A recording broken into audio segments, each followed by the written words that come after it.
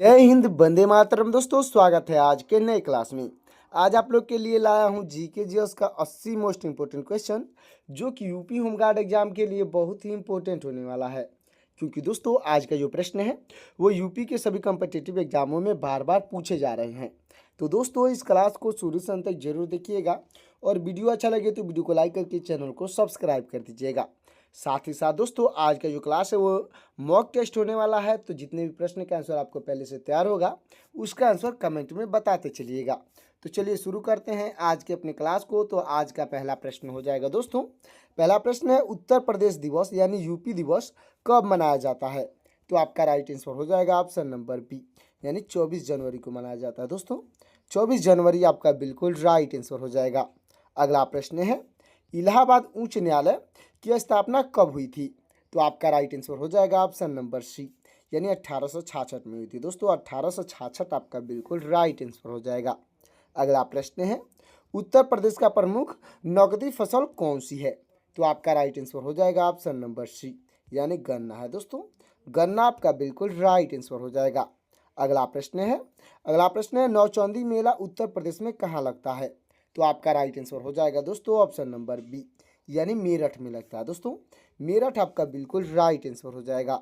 अगला प्रश्न है, उत्तर प्रदेश में भारत खंडेश संगीत संस्थान कहाँ स्थित है?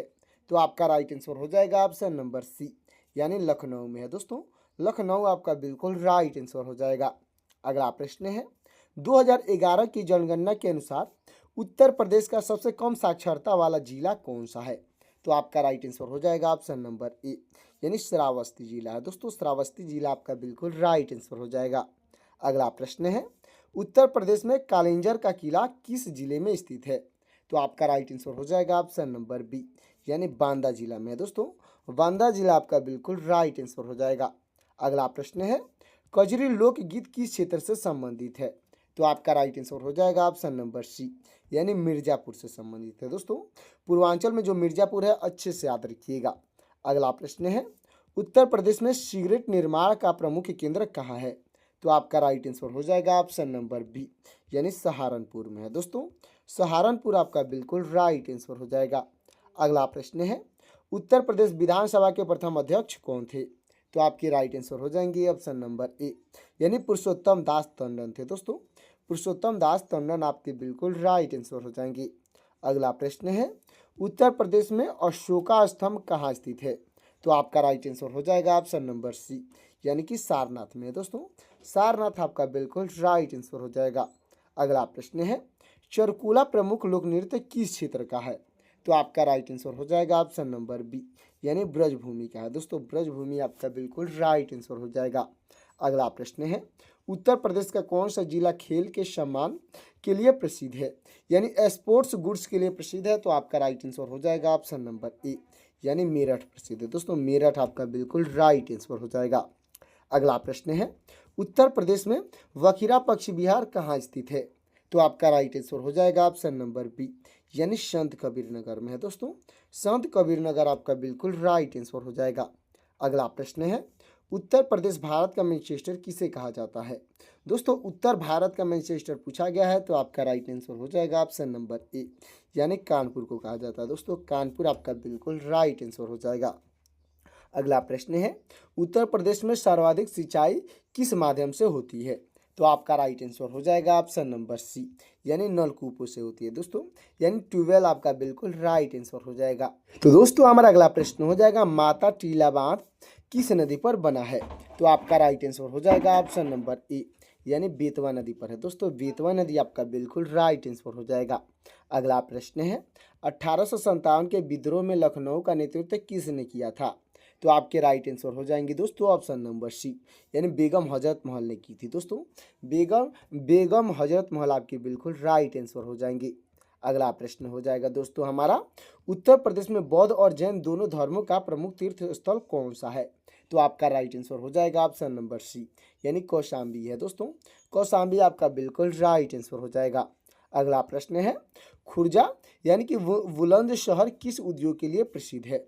तो आपका राइट आंसर हो जाएगा ऑप्शन नंबर बी, यानी चीनी मिट्टी के बर्तन के लिए प्रसिद्ध है। दोस्तों, चीनी मिट्टी का बर्तन आपका बिल्कुल राइट आंसर हो जाएगा। अगला प्रश्न है, उत्तर प्रदेश का सबसे बड़ा वन्यजीव विहार कौन सा है? तो आपका राइट आंसर हो जाएगा ऑप्शन नंबर सी, यानी हस्तिनापुर है दोस्तों। हस्तिनापुर आपका बिल्कुल राइट आंसर हो जाएगा। अगला प्रश्न है, काशी विद्यापीठ के संस्थापक कौन थे? दोस्तों काशी विद्यापीठ के संस्थापक पूछे गए हैं, तो आपके राइट आंसर हो जाएंगे ऑप्शन नंबर बी, यानी बाबू शिव प्रसाद गुप्त हैं दोस्तों। बाबू शिव प्रसाद गुप्त आपके बिल्कुल राइट आंसर हो जाएंगे। अगला प्रश्न है, उत्तर प्रदेश की सबसे लंबी नदी कौन सी है?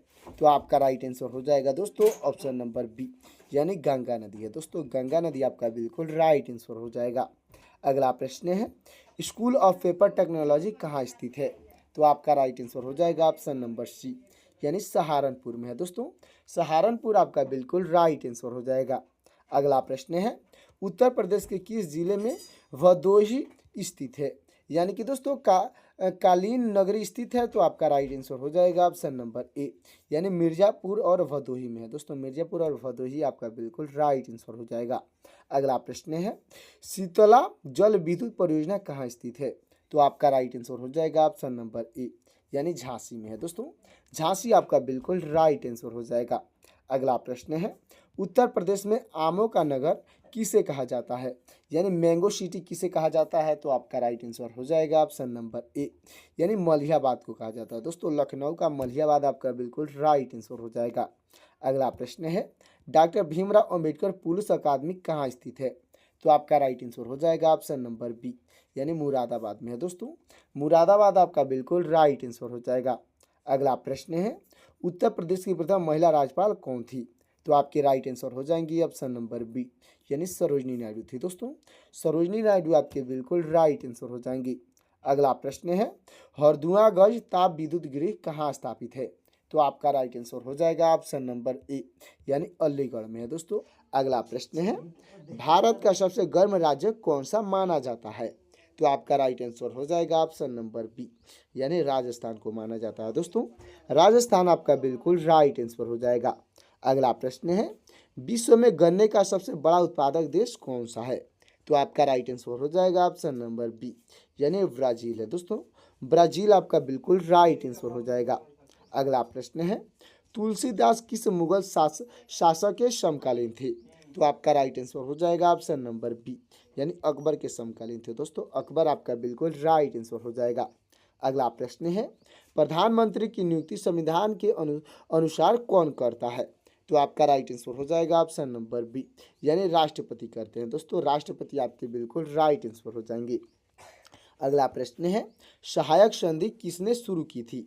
तो आपका राइट आंसर हो जाएगा ऑप्शन नंबर बी, यानी लॉर्ड वेलेजली ने शुरू की थी दोस्तों। लॉर्ड वेलेजली आपका बिल्कुल राइट आंसर हो जाएगा। अगला प्रश्न है, सुंदरवन का डेल्टा कौन सी नदियां बनाती हैं? तो आपका राइट आंसर हो जाएगा ऑप्शन नंबर बी, यानी गंगा ब्रह्मपुत्र नदियां बनाती है दोस्तों। गंगा ब्रह्मपुत्र आपका बिल्कुल राइट आंसर हो जाएगा। अगला प्रश्न है, भारत में पहला आधार कार्ड किस वर्ष बना था? तो आपका राइट आंसर हो जाएगा ऑप्शन नंबर बी, यानी 2010 में बना था दोस्तों। 2010 आपका बिल्कुल राइट आंसर हो जाएगा। अगला प्रश्न है, लाल रक्त कणिकाओं यानी आरबीसी का निर्माण कहाँ होता है? तो आपका राइट आंसर हो जाएगा ऑप्शन नंबर बी, यानी अस्थि मज्जा में होता है दोस्तों। अस्थि मज्जा यानी कि बोन मैरो आपका बिल्कुल राइट आंसर हो जाएगा। अगला प्रश्न है, प्रसिद्ध वाघा बॉर्डर कहाँ स्थित है? तो आपका राइट आंसर हो जाएगा ऑप्शन नंबर बी, यानी कि दोस्तों अमृतसर में है दोस्तों। अमृतसर आपका बिल्कुल राइट आंसर हो जाएगा।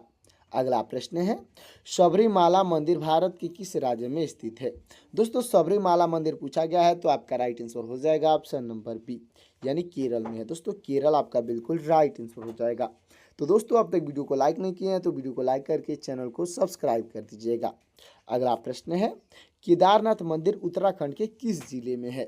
तो आपका राइट आंसर हो जाएगा ऑप्शन नंबर बी, यानी रुद्रप्रयाग में है दोस्तों। रुद्रप्रयाग आपका बिल्कुल राइट आंसर हो जाएगा।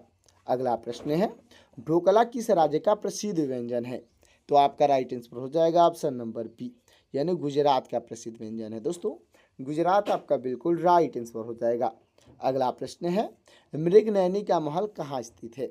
दोस्तों मृगनयनी का महल पूछा गया है, तो आपका राइट आंसर हो जाएगा ऑप्शन नंबर बी, यानी ग्वालियर में है दोस्तों। ग्वालियर आपका बिल्कुल राइट आंसर हो जाएगा। अगला प्रश्न है, भारत की पहली स्वदेशी रंगीन फिल्म कौन सी थी? तो आपका राइट आंसर हो जाएगा ऑप्शन नंबर बी, यानी किसान कन्हैया थे। दोस्तों किसान कन्हैया आपका बिल्कुल राइट आंसर हो जाएगा। अगला प्रश्न है, कंदरिया महादेव मंदिर कहाँ स्थित है? तो आपका राइट आंसर हो जाएगा ऑप्शन नंबर बी, यानी खजुराहो में है। दोस्तों खजुराहो आपका बिल्कुल राइट आंसर हो जाएगा। अगला प्रश्न है, संविधान के किस अनुच्छेद में हिंदी को राजभाषा कहा गया है? तो आपका राइट आंसर हो जाएगा ऑप्शन नंबर ए, यानी अनुच्छेद 343 को कहा गया। दोस्तों अनुच्छेद 343 आपका बिल्कुल राइट आंसर हो जाएगा। अगला प्रश्न है, राष्ट्रपति आपातकाल यानी नेशनल इमरजेंसी किस अनुच्छेद में है? तो आपका राइट आंसर हो जाएगा ऑप्शन नंबर ए, यानी 352 में है। दोस्तों अनुच्छेद 352 आपका बिल्कुल राइट आंसर हो जाएगा। अगला प्रश्न है, रामचरितमानस में कुल कितने कांड हैं, यानी कि कुल कितने अध्याय हैं? तो आपका राइट आंसर हो जाएगा ऑप्शन नंबर बी, यानी 7 अध्याय है। दोस्तों 7 आपका बिल्कुल राइट आंसर हो जाएगा। अगला प्रश्न है, भारत में गेहूं का सर्वाधिक उत्पादन किस राज्य में होता है? तो आपका राइट आंसर हो जाएगा ऑप्शन नंबर बी, यानी उत्तर प्रदेश में होता है। दोस्तों उत्तर प्रदेश आपका बिल्कुल राइट आंसर हो जाएगा। अगला प्रश्न है, अंधेर नगरी चौपट राजा नाटक के लेखक कौन है? तो आपके राइट आंसर हो जाएंगे ऑप्शन नंबर बी, यानी भारतेंदु हरिश्चंद्र हैं। दोस्तों भारतेंदु हरिश्चंद्र आपके बिल्कुल राइट आंसर हो जाएंगे। अगला प्रश्न है, ग्राम प्रधान बनने हेतु न्यूनतम आयु कितनी होनी चाहिए? तो आपका राइट आंसर हो जाएगा ऑप्शन नंबर बी, यानी 21 वर्ष होनी चाहिए। दोस्तों 21 वर्ष आपका बिल्कुल राइट आंसर हो जाएगा। दोस्तों हमारा अगला प्रश्न हो जाएगा, भारत में जनगणना कितने वर्षों के अंतराल पर होती है? तो आपका राइट आंसर हो जाएगा दोस्तों ऑप्शन नंबर बी, यानी 10 वर्ष के अंतराल पर होती है। दोस्तों 10 वर्ष आपका बिल्कुल राइट आंसर हो जाएगा। अगला प्रश्न है, ध्वनि की चाल सबसे अधिक किस में होती है? तो आपका राइट आंसर हो जाएगा दोस्तों, राइट आंसर हो जाएगा ऑप्शन नंबर बी, यानी इस्पात में होती है। दोस्तों जिसको स्टील कहा जाता है, अच्छे से याद रखिएगा। अगला प्रश्न है, किस विटामिन की कमी से रक्त का थक्का नहीं जमता है? तो आपका राइट आंसर हो जाएगा ऑप्शन नंबर बी, यानी विटामिन के की कमी से थक्का नहीं जमता है। दोस्तों विटामिन के आपका बिल्कुल राइट आंसर हो जाएगा। अगला प्रश्न है, भारतीय रुपये के प्रतीक को कब अपनाया गया था? तो आपका राइट आंसर हो जाएगा ऑप्शन नंबर बी, यानी 2010 में अपनाया गया था। दोस्तों 2010 आपका बिल्कुल राइट आंसर हो जाएगा। अगला प्रश्न है, गंगा यमुना और सरस्वती का संगम कहाँ स्थित है? तो आपका राइट आंसर हो जाएगा ऑप्शन नंबर बी, यानी प्रयागराज में स्थित है। दोस्तों प्रयागराज आपका बिल्कुल राइट आंसर हो जाएगा। अगला प्रश्न है, उलट वार्षिक किस भक्त कवि की रचना शैली है? तो आपका राइट आंसर हो जाएंगे ऑप्शन नंबर बी, यानी कबीर की रचना शैली है। दोस्तों कबीरदास आपके बिल्कुल राइट आंसर हो जाएंगे। अगला प्रश्न है, काजू का सबसे बड़ा उत्पादक राज्य कौन सा है? तो आपका राइट आंसर हो जाएगा ऑप्शन नंबर बी, यानी कि महाराष्ट्र है। दोस्तों महाराष्ट्र में सबसे अधिक काजू का उत्पादन किया जाता है, तो महाराष्ट्र आपका बिल्कुल राइट आंसर हो जाएगा। अगला प्रश्न है, विटामिन सी का सबसे उच्चतम स्रोत क्या है? तो आपका राइट आंसर हो जाएगा ऑप्शन नंबर बी, यानी आंवला है। दोस्तों अगला प्रश्न है, कारगिल युद्ध के दौरान भारतीय सेना द्वारा चलाए गए अभियान का नाम क्या था? तो आपका राइट आंसर हो जाएगा ऑप्शन नंबर बी, यानी ऑपरेशन विजय नाम था। दोस्तों ऑपरेशन विजय आपका बिल्कुल राइट आंसर हो जाएगा। अगला प्रश्न है, उत्तर प्रदेश का कौन सा जिला इत्र और गुलाब जल के लिए प्रसिद्ध है? तो आपका राइट आंसर हो जाएगा दोस्तों ऑप्शन नंबर बी, यानी कन्नौज प्रसिद्ध है। दोस्तों कन्नौज आपका बिल्कुल राइट आंसर हो जाएगा। अगला प्रश्न है, संविधान के किस अनुच्छेद के तहत राष्ट्रपति आपातकाल की घोषणा कर सकता है? तो आपका राइट आंसर हो जाएगा ऑप्शन नंबर ए, यानी अनुच्छेद 352 के तहत कर सकता है। दोस्तों अनुच्छेद 352 आपका बिल्कुल राइट आंसर हो जाएगा। अगला प्रश्न है, भारत में पंचायती राज व्यवस्था किस समिति की सिफारिश पर लागू की गई थी? तो आपका राइट आंसर हो जाएगा ऑप्शन नंबर बी, यानी कि दोस्तों बलवंत राय मेहता समिति के सिफारिश पर लागू की गई थी। दोस्तों बलवंत राय मेहता समिति आपका बिल्कुल राइट आंसर हो जाएगा। अगला प्रश्न है, एक राष्ट्र एक चुनाव का विचार मुख्य रूप से किससे संबंधित है? तो आपका राइट आंसर हो जाएगा ऑप्शन नंबर सी, यानी कि दोस्तों निर्वाचन प्रणाली से संबंधित है। दोस्तों निर्वाचन प्रणाली आपका बिल्कुल राइट आंसर हो जाएगा। अगला प्रश्न है, भारत में न्यायिक पुनर्वालोकन का शक्ति किसके पास है? तो आपका राइट आंसर हो जाएगा ऑप्शन नंबर डी, यानी सर्वोच्च न्यायालय और उच्च न्यायालय के पास है। दोस्तों सर्वोच्च न्यायालय और उच्च न्यायालय आपका बिल्कुल राइट आंसर हो जाएगा। अगला प्रश्न है, नीली क्रांति यानी ब्लू रिवोल्यूशन का संबंध किसके उत्पादन से है?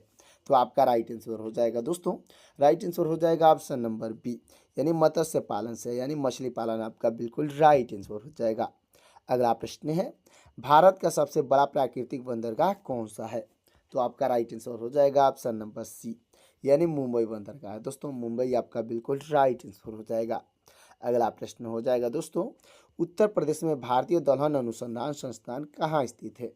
तो आपका राइट आंसर हो जाएगा दोस्तों ऑप्शन नंबर बी, यानी कानपुर में स्थित है दोस्तों, कानपुर आपका बिल्कुल राइट आंसर हो जाएगा।